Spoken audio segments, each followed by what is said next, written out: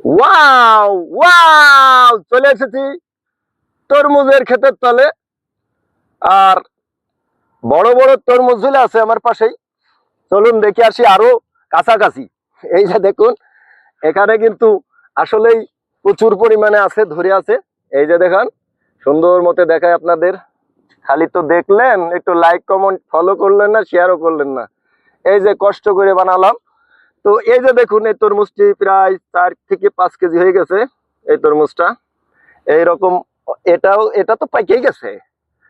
এখন যদি খাইয়ে ফেলাতে পারতাম, একটু শান্তি পাতাম, কারণ যে গরম পড়তেছে, আপনার একটু শান্তি লাগতো, খুব ভালো লাগতো। তো এইরকম অনেক তরমুজ কিন্তু উৎপাদন করেছে এই আমাদের মাঠের কৃষকরা, অনেক পরিশ্রম করে। তো দেখুন, আসলে কিন্তু অনেক তরমুজ ধরেছে। আর এইরকম তরমুজ আর কিছুদিন পরে বাজারে ছাড়া হবে।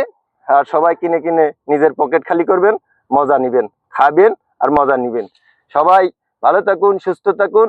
আর আমার এই পেজটিকে একটু ফলো, লাইক, শেয়ার করে দিন। ধন্যবাদ সবাইকে। আসসালামু আলাইকুম।